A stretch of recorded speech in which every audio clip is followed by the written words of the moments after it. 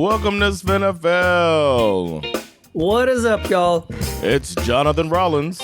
Skip Misara. And we're two Americans living in Sweden talking about the offseason. It's time, man. It never ends here, man. The NFL is a year-round thing, so we're back to talk about the updates since the Super Bowl. How you doing, Skiff? I'm doing pretty good. I mean, as excited as I am to talk about football, I feel like we also have to talk about the Olympics. Do we? No. Are you not watching the Olympics? No, I don't watch Winter Olympics, man. Really? I feel like the Winter Olympics is like, my take is that the Winter Olympics is better than the Summer Olympics. That's just your, it's the racism inside of you. That's all. Actually. You like the white domination. White is my favorite color. Yeah, all that snow out there.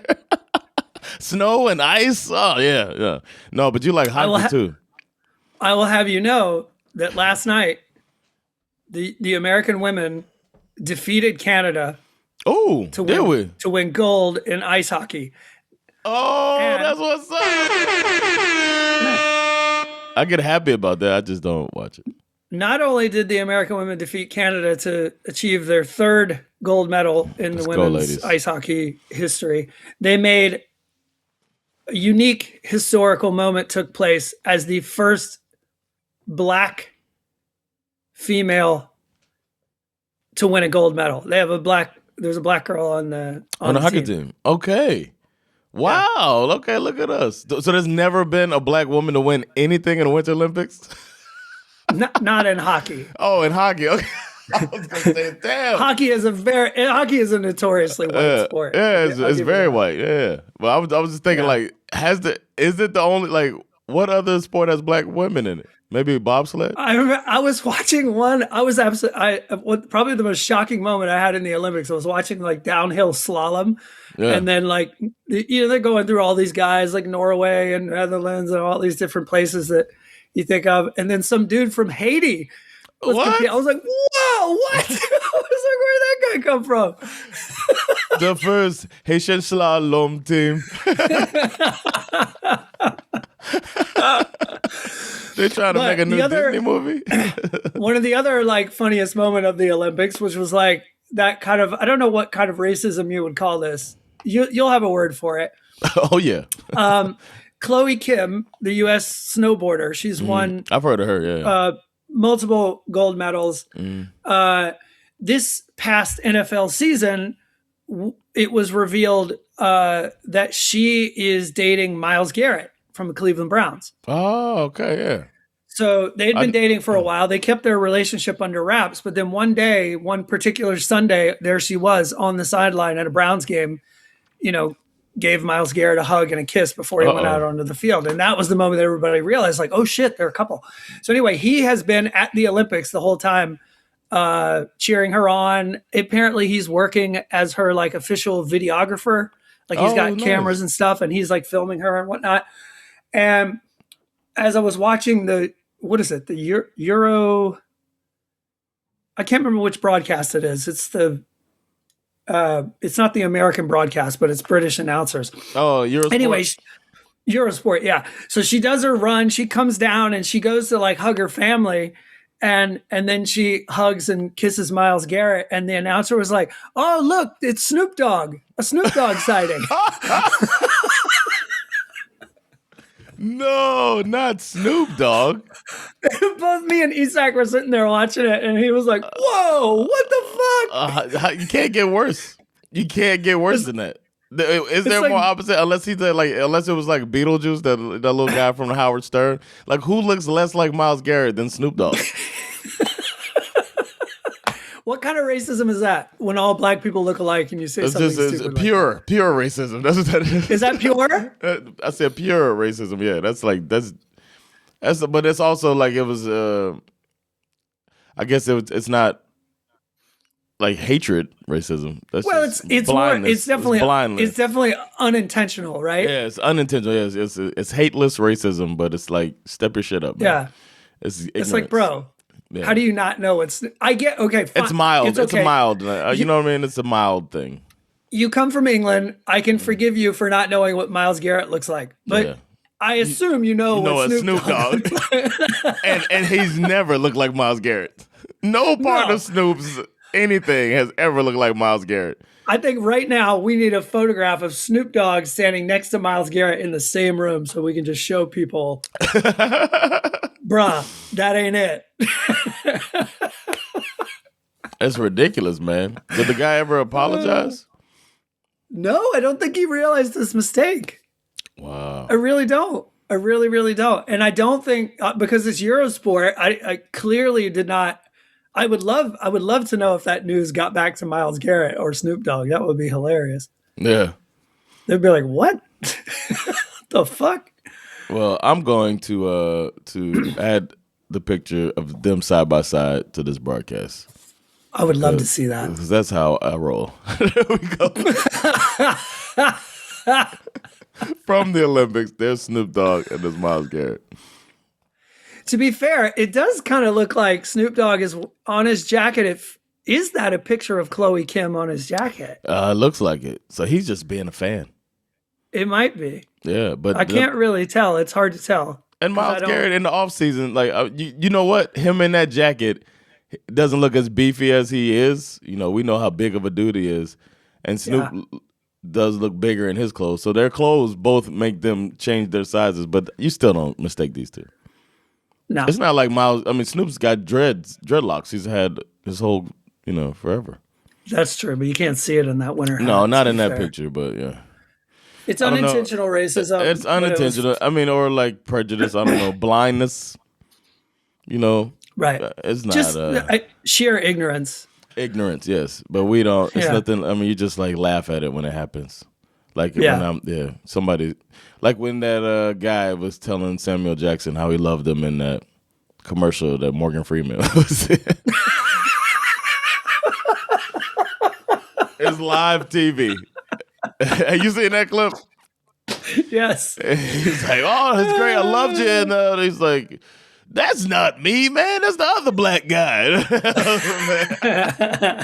You talking about Morgan Freeman.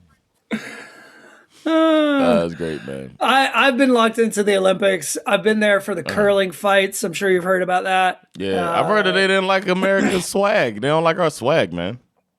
Well, it's a little tricky at the moment being the Olympics it's baked into the Olympics, this national pride, right? You're literally representing your country. Mm-hmm. And if you win, you're walking around with your flag. And at the moment, everybody hates our flag because everybody hates our president. Yeah. And fair enough. I get it. But I just think, for me, we're still a big ass country. I think it just requires a bit of modesty from the part of us as Americans. I sat up the other night. Not our thing, Sweden. Skiff. It's not our thing. I know. I sat up the other night watching Sweden was playing the U.S. in the quarterfinals of the hockey tournament, and I'm in this chat group with all these other Swedish guys. This Swedish friend of mine started one of these things, kind of like the Pick'em group that we do here, where you could pick them for the whole hockey tournament. And two things went wrong. First one, I'm crushing them. Like I'm getting every pick right.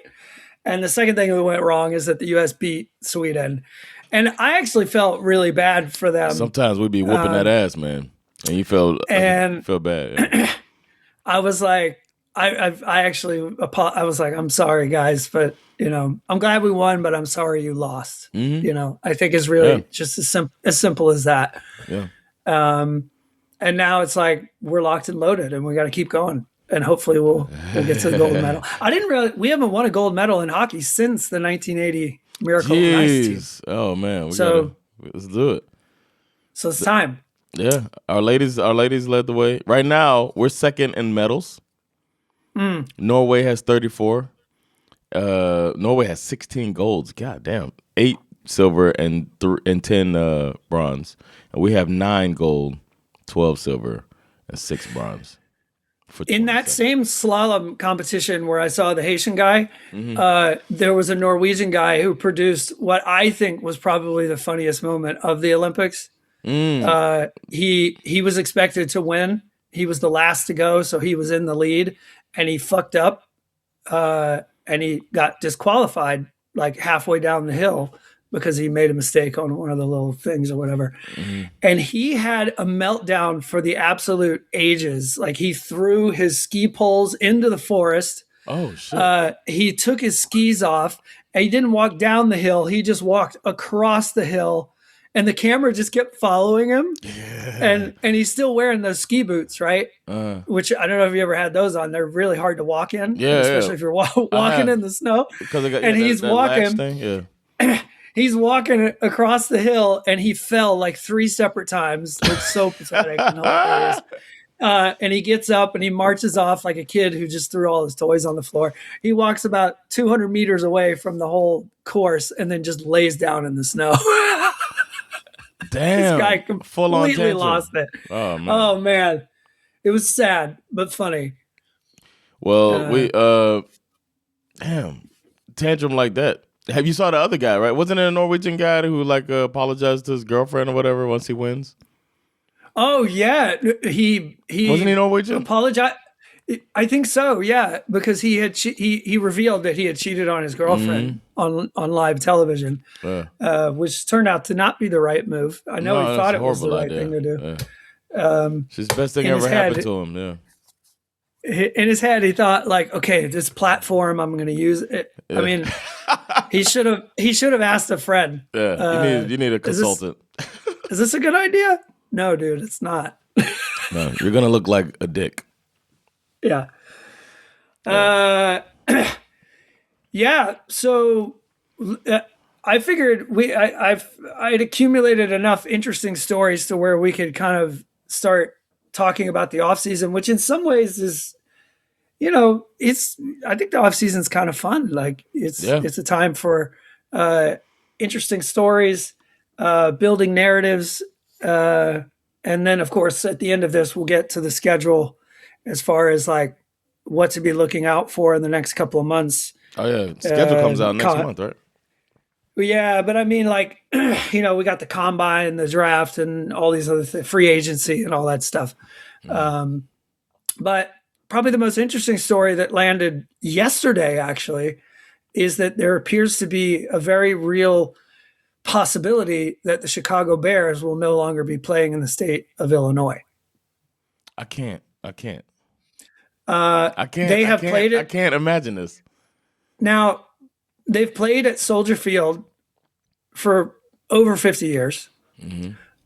The franchise has been trying to pressure the Indiana state government for public funds in order to either build a new stadium or to renovate Soldier Field.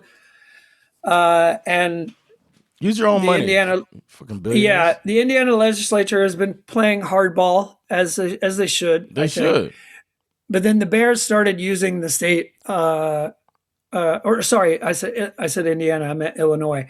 The Bears have been using the state of Indiana as leverage. Indiana is right next to Illinois, and so they concocted this plan of negotiating a deal as well as a potential site for a new stadium in Indiana that's actually only 20 minutes away from Soldier Field. So it would be think like about Gary, how like how Gary, Indiana is almost like a suburb of Chicago.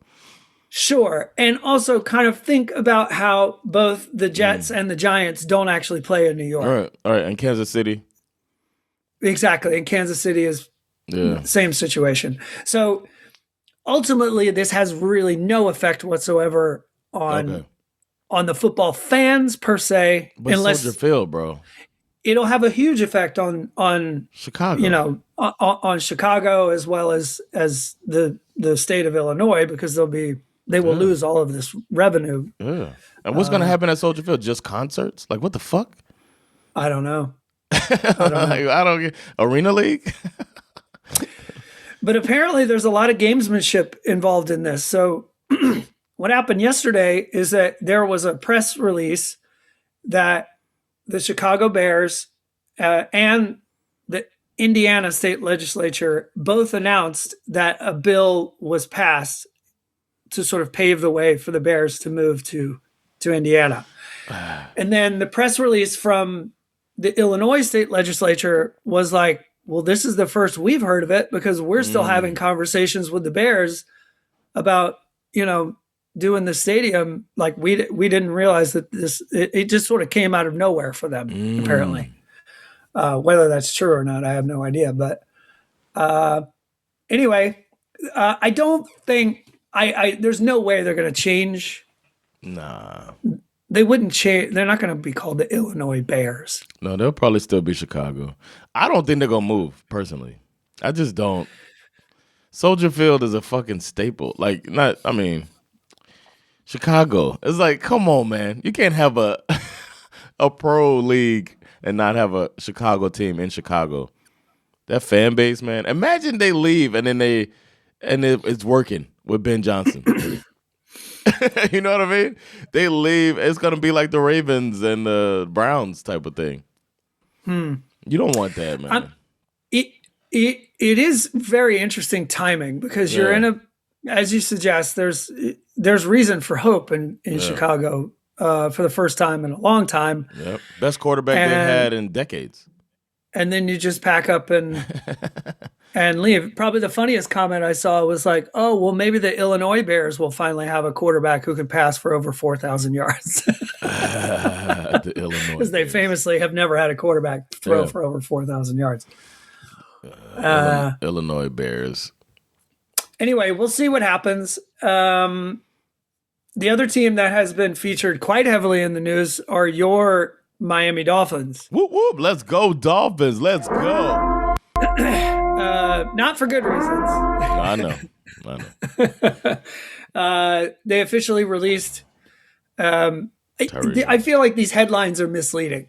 Yeah. To tell me that the Dolphins released 5-time All-Pro wide receiver Tyreek Hill is like, okay, I get that you're trying to capture my attention, but let's be clear. We all saw Tyreek Hill and that knee injury. Yeah. I don't think anyone is going to sit here and tell you with a straight face that they would expect for that headline to change to 6-time All-Pro. There's no fucking way after that injury.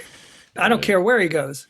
Unless he winds up playing with Matthew Stafford, who can just you get 1,500 yards out of anyone. Or if he like ends up on the Seahawks or something, like where there's already a really good wide receiver core, and then you add him to it. Or he'd probably end up going back to Kansas City with Eric Bieniemy. That is actually kind of the biggest rumor that he might go back there.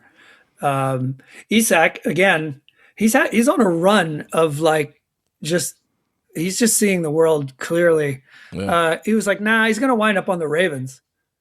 I was like, huh, why do you think that? And he's like, think about it. He was like, when has Lamar Jackson ever had like a good rookie wide receiver? Never. They always just given him retread, washed out wide receivers. That's all and he he's gets. Still the best quarterback in NFL. Yeah, you could argue that. He's a top 2. It's him and Patrick Mahomes. I'm done with the whole. There's this woman, I think I told you about her, Tanya Ray Fox. She got me completely she's all in on Lamar Jackson. All of her analysis is spot on with coaches and quarterbacks and how biased the NFL is and the way they cover stuff. I highly recommend people follow this woman.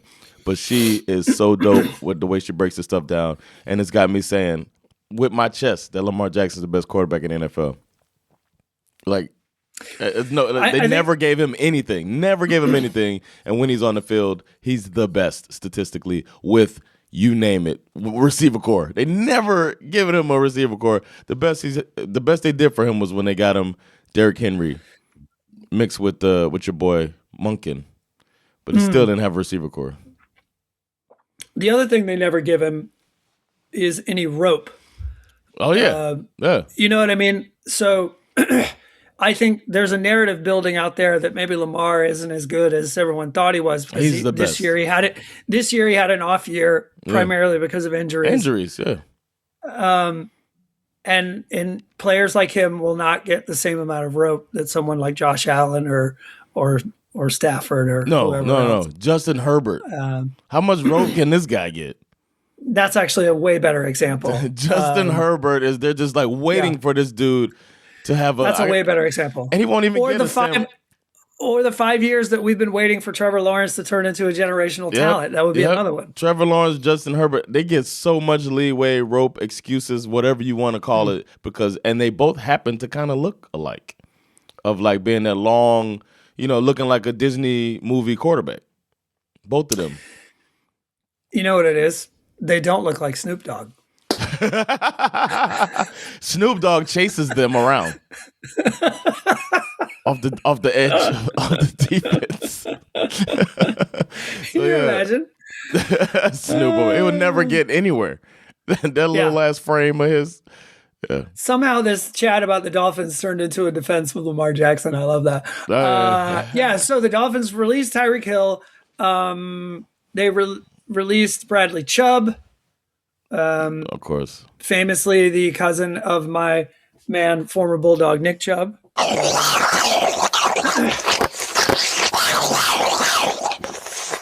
Official resident of Chubbtown.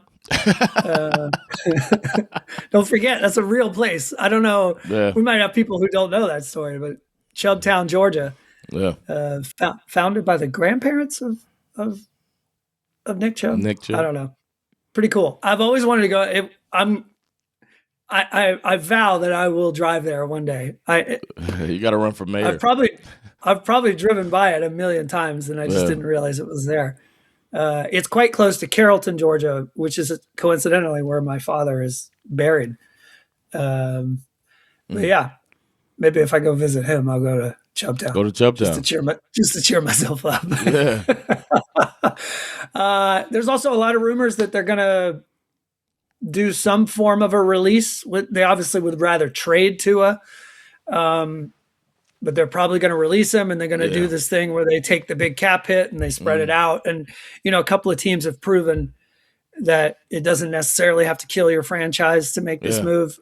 But it obviously begs the question: who's going to be throwing passes for the Dolphins next year? A lot of people say Malik Willis. I think there's a lot of reason to think that there's a possibility there. Obviously, you guys brought in all of these old Green Bay retreads dudes from the Packers, and I think you could do worse for sure. Oh, definitely, yeah. But it's a very limited options on offense if you get Malik Willis. But I think he's been good though. He's been all right. I think he's been better than people think. I just think I think the Dolphins will be an interesting team to keep an eye on in the offseason. I don't think I feel bad for you because I feel like this next season might just be a wash, really. And we did this not too long ago. We did this in 2020. It really sucks. Yeah. We did this in 2020 when Brian Flores came in and they saddled him with a shitty roster and he overperformed, and then they slowly brought in stuff and started building a team, and then they had their issues and then started over again. And then this hasn't worked with Mike McDaniel. Now we're starting over again. Now new GM and new coach. Coaches, like, they don't give a fuck about us, man. Us fans. Yeah, it's true. Well, again, I'm totally embarrassed and totally ashamed. Yeah, it is the off season, and nothing says that it's the off season quite like the increased prevalence of police reports. They appear to be popping up all over the place. The first one that I have, we all remember Rashee Rice from the Chiefs. Yeah. From last year. Was it last year or the year before? Well, he was involved in they were racing down the Dallas freeway, and last year, yeah. He got in trouble for that. Well, now he's in trouble again for apparently beating up his wife quite long period of time. She has dropped this lawsuit claiming that over the year and a half or almost 2 years of their relationship, like he's just been physically abusing her the whole time. He's a habitual line stepper. to me, this is one of those things where I just don't really have any tolerance at all for it. Fuck that guy. Yeah. And the NFL shouldn't either. Like we're regular civilians.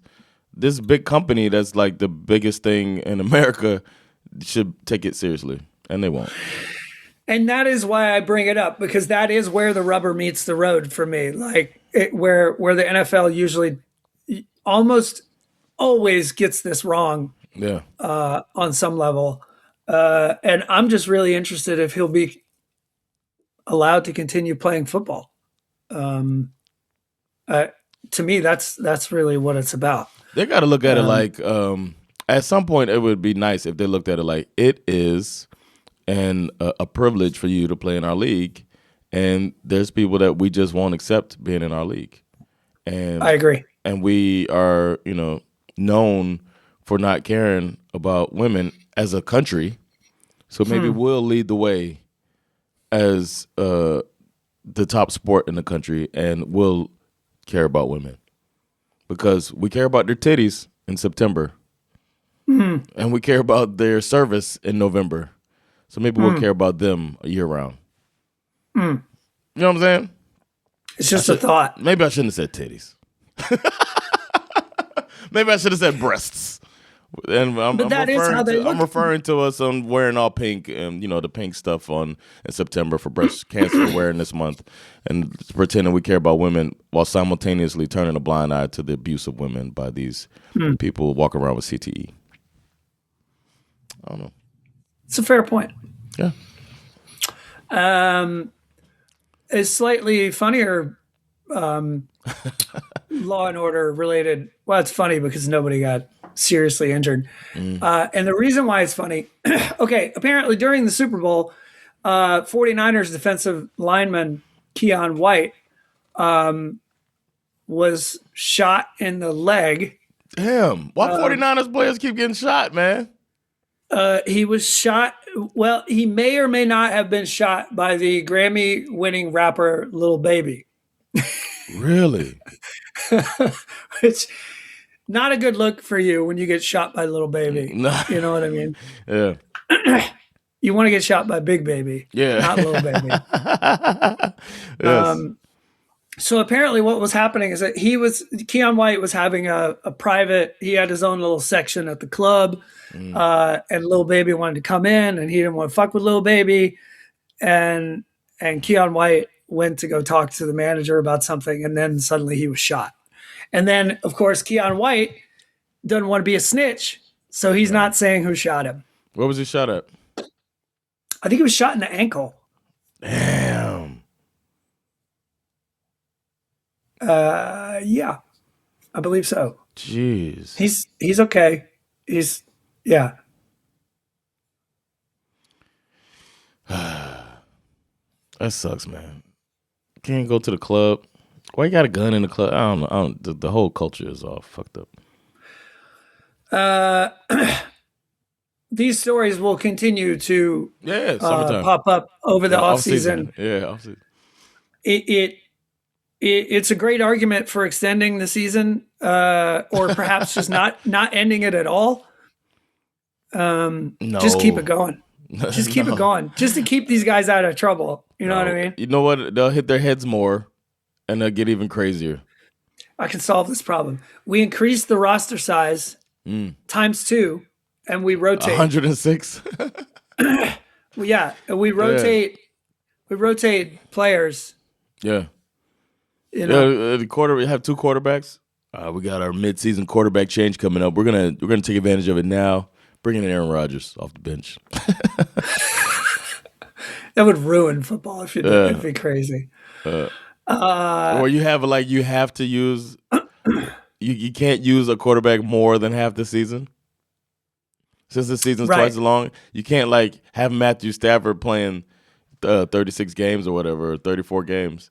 He has to only play 17 games, and your other quarterback. So you got to spread it out. All right, we're going to play the Cardinals, so we can let Flacco play. But that's some interesting chess. When we play the Seahawks, we're going to use Matthew. We're ready for them in the playoffs, so they're going to see Flacco all season. But then in the playoffs, they're going to see Matthew. and they won't know what to prepare for. We're just doing this to keep some of these players out of prison. Yeah, we're keeping them out of prison, and we're entertaining you year round. Exactly. Will you want to watch the game as much when Flacco is, You're gonna watch. They decided to front load the season, 17 Flacco games in a row, and then now that they're 6-11, now we're bringing in Matthew Stafford to see if we can get in playoff contention. Let's go. I think it would definitely kill the game. I would argue that baseball, basketball, and hockey suffer from having seasons that are too long. Too many games. Basketball and hockey both have 82 games, I think. Yeah. And baseball has like over 100, I think. 162. That's crazy. 162 games. It's insane. Sometimes they play twice in one day. Like, how boring is your sport? Any sport that you could play 2 professional games in one day is not a real sport. I'm sorry. Sorry, man. It's not. It's an activity. You might as well order some hot dogs. That's an activity, not yourself a sport. While you're playing out there in the outfield. Let me get a Miller Lite. That's a very high-paid hobby, basically. SveNFL is proudly sponsored by Brisket and Friends. Brisket and Friends is the best barbecue in Sweden. Brisket and Friends. Barbecue so good make you want to slap your grandma. Go there. Get you some good barbecue. Best in Sweden. Now, back to SveNFL. We spoke about this a little bit before, but it's official now. Actually less than a month after winning Super Bowl 60, the Seattle Seahawks are for sale. Yeah. I would like to offer a challenge to our listeners. Mm-hmm. We could, I think we could do this. Like, we could buy the Seahawks together. Yeah, let's do it, man. Let's just figure out how much money we all have together. I don't have a lot. I have 1,800 crowns, 1,800 crowns towards. Nice. We could be, but I'm down to move the team immediately. Stockholm Seahawks. They could play right. We have some listeners who would love that. They play right at the Zinkens Dome. Every game is basically a home game, pretty much. I mean, you know what I mean? Oh, I guess we could travel with the team too. If we own the team, I got a credit card. We own the team. We can do whatever we want. Yeah, we do what we want, man. So, like, our home field advantage would be so dope. Yeah. Because, they'll get a little taste of Europe. Because we're going to have chants. We're going to write chants. We're both writers. We'll write some dope-ass chants for the Stockholm Seahawks. Totally. And roast. I could write some roast jokes. I'll have roasts prepared for every. Don't come in here, Shanahan. You're not going to want to hear what we got to say. This is, we are at the point where there are very few people on the planet who could afford to buy a football team. So Elon Musk could buy the entire league. Sure. There are a lot of, assumptions that, someone like Jeff Bezos is going to try and step in and buy this thing. We'll see what happens. Yeah. But it'd be interesting. Yeah. I hope. I don't know, man. I like having a woman owner. Right. Yeah. I like the idea of that. They should sell it to the city. Sell the they team. could be like the Packers. Yeah, be like the Packers. Sell the team to Seattle. Get rid of the cheerleaders and be the best franchise in the NFL. That is such a smart idea. Sell it to the city. That's what I would do. At a cheap price too. Like Bezos offering $10 million. You know what? I'm selling to the city for $8 billion. I'm sorry, $10 billion. I'm going to sell it to the city for $6 billion and walk away with $6 billion and a middle finger up to Jeff Bezos. You can't buy everything you want. I love this idea. But sell it to the city and the city move from there. Have a board, create a board, be on the board. Sell it to the city, sit on the board, and help steer it until you get out of there. That's what I do. I mean, what's the difference in $6 billion and $10 billion? You know what I mean? Or whatever he's going to offer. Like, sell it cheaper and you'll still be set for the next 4 generations unless your kid is like Trump. Horrible business person that could tank a casino. Yeah. The Super Bowl halftime show with Bad Bunny. A lot of people continued to talk about this Great, yeah. for weeks after it happened. It is one of the most viewed halftime shows in history. 133.5 million people watched it in real time. But then apparently there were 68 million added to that in the next 48 hours of people who watched it on YouTube. Yeah. Obviously all of South America was watching. Somebody else who was watching, who I thought was kind of interesting, talk about an exercise in stupidity or sticking your tail between your leg. Jake Paul, the influencer turned boxer, had some thoughts. I really want to know what he says, man. I really. We do not care. I'm going to walk you through his journey as he reacts. Okay. So first, of course, it all plays out on Twitter. Yeah. He writes, purposefully turning off the halftime show. Let's rally together and show big corporations they can't do whatever they want without consequences. You are their benefit. Realize your power. Turn off his halftime show. A fake American. He called Bad Bunny a fake American. Oh, how fucking ignorant. And then his brother, to his credit, Logan Paul, pops off and says, I love you, brother, but I don't agree with this. Puerto Ricans are Americans, and I'm happy they're given the opportunity to showcase the talent that comes from the island. Wow. How hard is that? Yes. Not hard. Amazing. Not hard.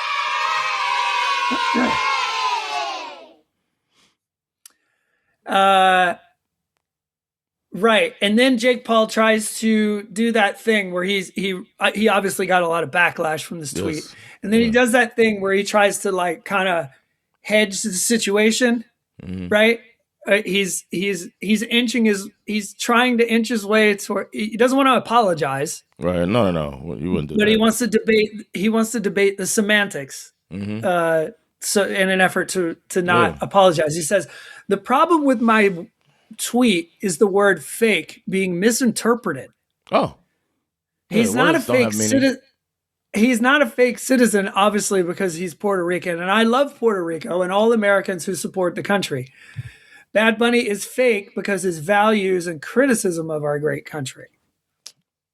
Which, again, free speech is part of the deal. And the thing that a lot of people learned that I didn't know at the time, he is lodging these criticisms from his home where he lives in Puerto Rico. Like, what the fuck? Please. He continues. To clarify, I wasn't calling anyone a fake citizen because they're from Puerto Rico. I live in Puerto Rico and I love Puerto Rico. I've used my platform to support Puerto Rico time and time again and will always do so. But then he goes on to be like, if you're criticizing ICE and all this stuff, and it's like, blah, blah, blah, blah. Finally, ICE should go without criticism, of course. What have they done wrong? Finally, it all unravels for him. He still doesn't apologize. He goes for... Why would he? Yeah. He goes for an insinuating that someone hacked my account. No way. His final tweet Trump staffer? Did a Trump staffer tweet for him? His final tweet on the issue was the day after. He says, guys, I love Bad Bunny. I don't know what happened on my Twitter last night. WTF. Stop it. Stop it, man. Man, did this dude just did this? What's wrong with this, bitch? Hell no. To the no. What's wrong with this guy, man? Embarrassing. I have some good news for Patriots fans. This story has been around for quite some time. Maybe some people know it. Maybe some people don't. Now, when you win the Super Bowl, immediately you see the players on the field. They've got the hat, they've got the shirts, all that stuff. Now they're not making hats and printing shirts on the fly. All this stuff is prepared months in advance, which begs the question: what happens to all the Super Bowl merch for the team that lost the Super Bowl? Yeah. Well, I can answer that question. Third world country. There is a company called Good 360, and their job is to repurpose the losing team's unsellable apparel, and they usually send it to some place in Africa or whatever. I discovered a photograph of an African child wearing the Falcons Super Bowl champion shirt years ago. This year, the losing team, that's you, Patriots, the losing team's merchandise is heading to nonprofits in low-income rural communities in Eastern Europe. The Slovenian Patriots fans. Yeah. So let's see. More specifically, the gear will soon be on its way to Moldova, Latvia, Poland, Estonia, and Tajikistan. So if you happen to be in Moldova, Latvia, Poland, Estonia, or Tajikistan, and you're a Patriots fan, you're in luck. Yeah, man. That's good. So go get you some merch. Get your merch. Let us know. SveNFL will go out there. Shipping here is probably cheaper, so we got you. We'll get it for you. We'll swing over there. It'd probably be cheaper just to fly there. Tariffs. The tariffs. Interesting note on the 49ers popped up this week. Okay, the first ever NFL game will be played in Australia week 1 this year. I don't know what the time difference situation is going to be. And the game will be between the 49ers and the Rams. Okay. Wow. A division rivalry. And is it going to be during the season? Yeah, it's week 1. It's going to be their first game of the season. Wow. And it's probably going to take place on a Wednesday. Okay. So like a Thursday night. Because of the time difference and because the Thursday is Friday. Their Thursday is Friday for us. So right? Because they're so far. Yeah. And the NFL can't play on a Friday. There's this deal where the NFL can't play on Fridays and Saturdays during the high school and college football season. Yeah, exactly. But they also, the 49ers will also be playing. We don't know when this is happening, but it's also announced that they will be playing in Mexico this coming season. Wow, that's easier. So it's already known that the 49ers will log more travel miles than any other team in the NFL next season. Oh, wow. Well, at least they're always really good on staying healthy. So, well, it may be some conspiracy theorists are saying that this is just a ploy to get away from the electric substation that is right next to the stadium that everybody's worried about. Whether that's true or not, I have no idea.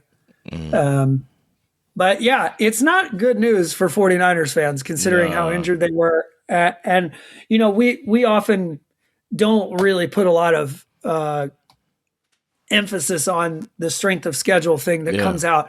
But this travel thing is very real. It's pretty well documented that teams that log the most travel hours have some of the most difficult challenges that they face throughout the season. So I'm not quite sure why they agreed to this. The other big news that we're all kind of waiting, I don't think this will happen, but if it happens, it'll be massive. Max Crosby is still asking to be traded from the Raiders. Shit. I mean, this would be a huge deal. Yeah. And obviously a lot of teams would be interested in his services. Yeah. So I would keep an eye on that. Who's their coach? Who'd they hire?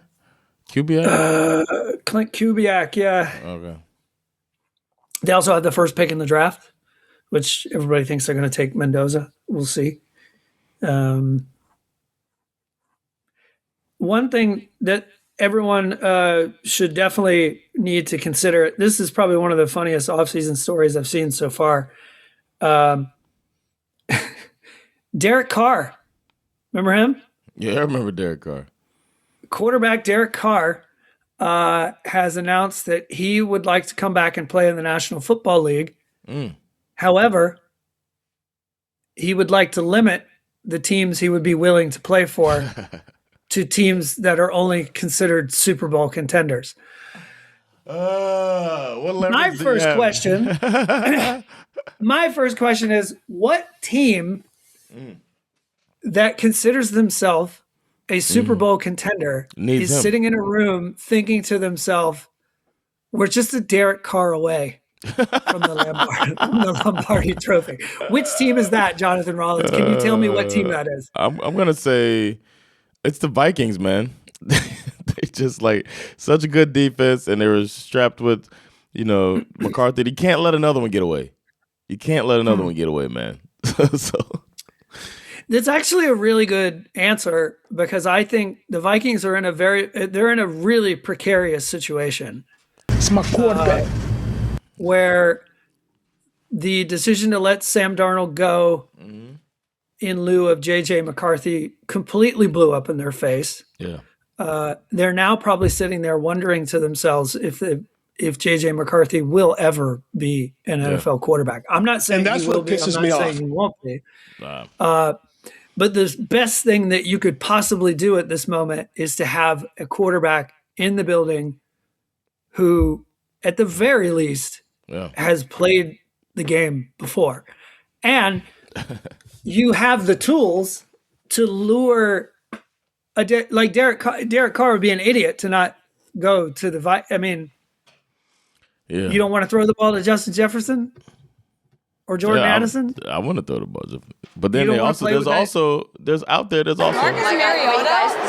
So why do you take him if you can take Mariota? There's competition. And then Derek Carr is like, arm talent is below par right now, and then he's not mobile at all. Like, what is he really giving you, man? So last time we saw him, he was injured, and the four teams that are mentioned in this article I was reading, one of them is the Minnesota Vikings.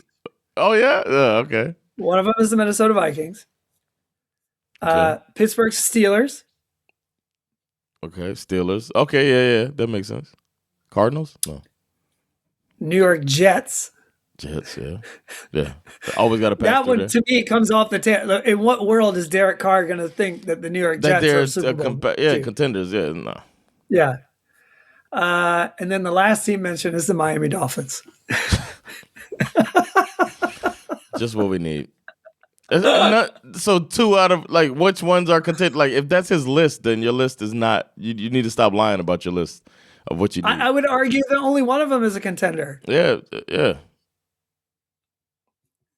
I mean, I don't. The Steelers are not a contender to me. No, I think they don't even have Tomlin. They have a brand new coach. I think they're going to have a terribly difficult offseason. They have one of the most old rosters, expensive, one of the oldest and most expensive defensive rosters in the league. Yeah.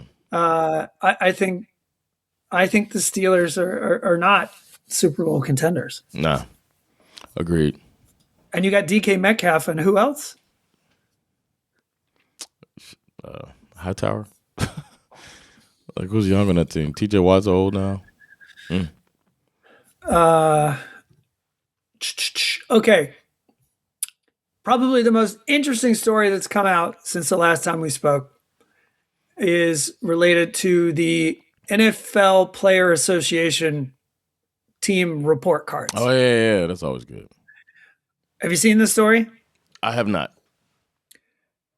This will not surprise you. Now, the Players Association has been doing these team report cards for what, 2 seasons now? Maybe 3, yeah, but it's pretty anonymous where the players fill out. 2 or 3 seasons. Yeah. Anonymous, they reach out to the players. They ask them a long list of questions related to everything down to like the training facility, the locker rooms, the stadium, the way the organization the chef, the food, how they take care of the families on game day, all this kind of stuff, right? And it has led to a number of interesting revelations about particular teams who got less than good grades. And it should surprise no one that the owners hate this idea. Of course. Absolutely hate this idea. Accountability? It's gotten to the point where about 80% of the players have responded to these surveys that the Players Association have been sending out. So it's a pretty accurate account of what's happening around the league. And ever since these report cards started coming out, the owners have been colluding in an attempt to make them stop happening. Really? They don't collude in a way to make it where all of their facilities are loved by their employees? So it depends. Some of the teams have like real actionable change has happened because of these report cards. Some franchises have changed the field, heard the criticism. Maybe it's annoyed them privately, but they've done something about it. Like it's one of the few examples of where the players had real leverage to change the way the owners run these teams. However, in a group of 32 billionaires, there's always 5 31 to 10. Right, exactly. Sorry, I forgot about the Packers. There are always 5 to 10 guys who are just not going to stand for this kind of shit. And together with a coalition led by the least surprising trio you could possibly imagine for this sort of thing, you have Michael Bidwell, the owner of the Cardinals, Woody Johnson, the owner of the Jets, and Jerry Jones, as well as David Tepper. Even worse. The owner of the Carolina Panthers, have essentially spearheaded this effort to stop these report cards from coming out. What? I wouldn't do it just because of the optics of that.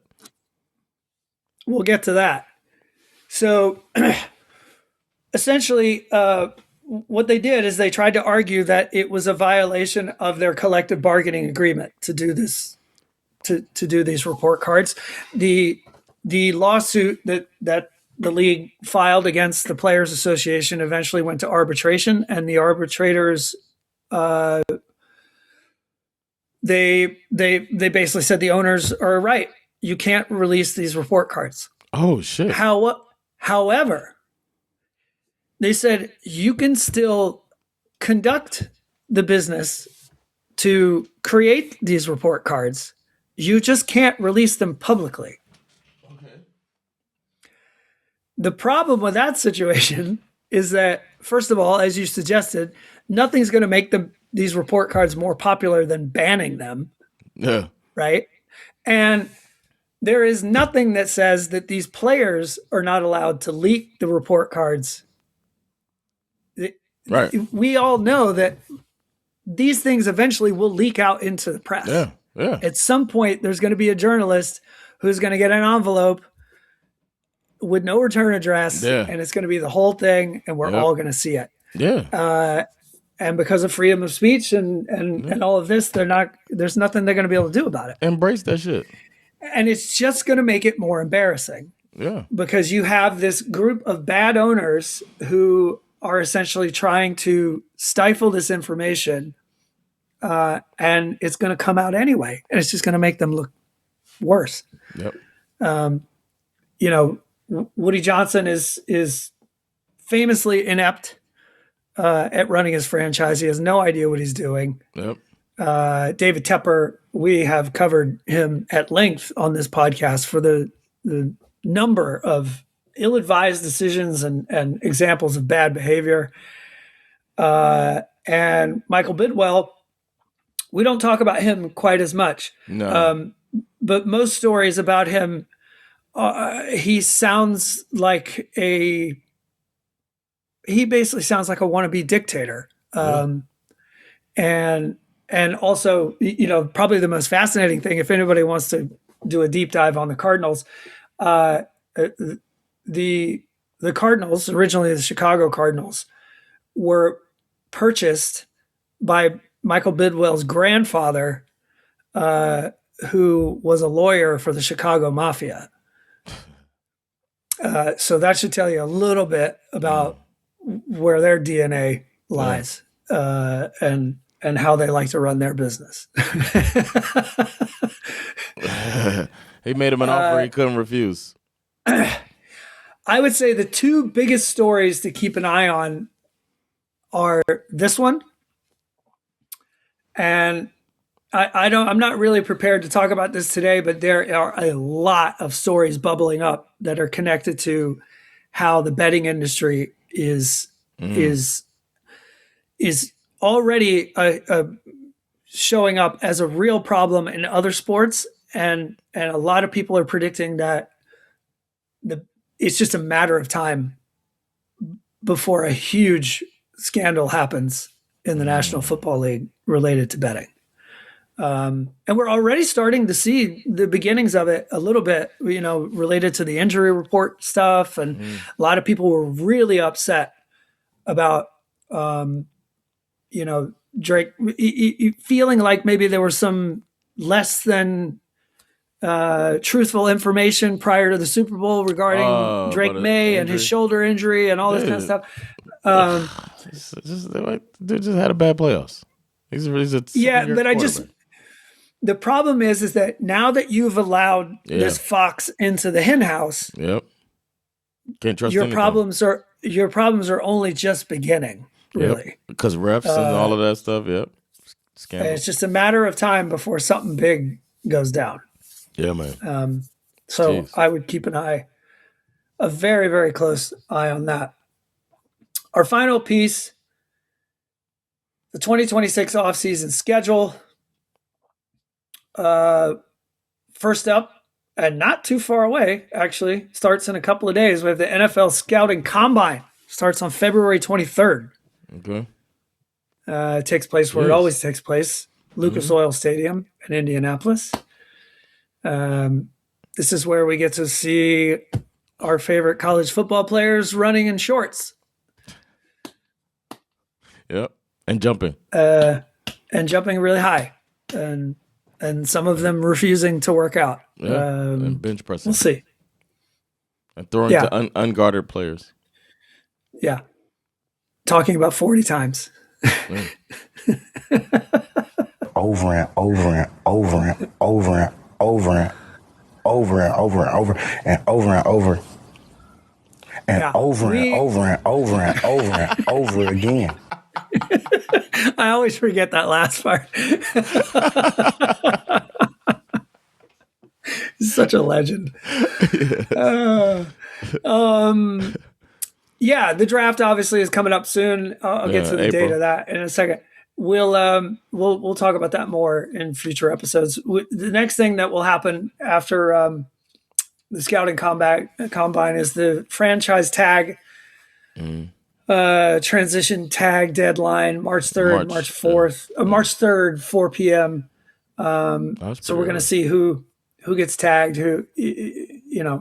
there's some interesting names out there. George Pickens, my man, former Bulldog George Pickens is eligible for a tag. The Bengals have quite a nasty situation on their hands with Trey Hendrickson. Hendrickson wants to be traded, but he's also eligible to be tagged, and it could just get really ugly. Really quick, actually. The legal tampering period, which I guess they're still calling it that, which is odd. March 9th through March 11th. And then free agency begins on March 11th. I don't know how many good free agents there are out there. We'll be talking about all the movement. Yeah. We'll have the annual league meeting at the end of March, March 29th to April 1st. There's usually a lot of news that comes out there. And then, of course, we have the NFL draft on April 23rd through April 25th. It's taking place in Pittsburgh this year. Ooh. Yeah. Nice. So I like the draft. I don't know about you. It's like hope. It's one hope. It's like, Yeah, it's like Christmas, You get these new presents, new toys, they're still shiny. You ain't broke them yet. No. Some teams are feeling like my team. I'm not Dolphins fans I'm not, can't be excited.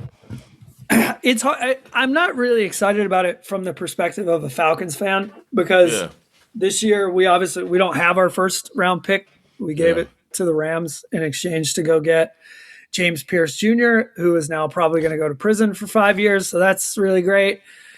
It's investment, down the line investment. But again, you and I have talked about this at length on this podcast. Doing this show has helped me to doing this show and focusing on the rest of the league, like kind of writ large, has really helped me to stay a football fan and just kind of be fascinated by what other teams are doing and hoping that one day that my team will do something that will be the envy of all the other teams in the league. I'm still holding my breath. We'll see. But yeah. And then, of course, the schedule release, mid-May. They never say the actual date, but mid-May. When they'll try again to set it up for the Bills. They tried their best to help the Bills out, and they just couldn't do it. Now with Joe Brady, they're going to really fall apart, I think. So the AFC East, man, it's going to be so easy for the Patriots to dominate that division for the next 4 years. I don't agree with that. We'll see.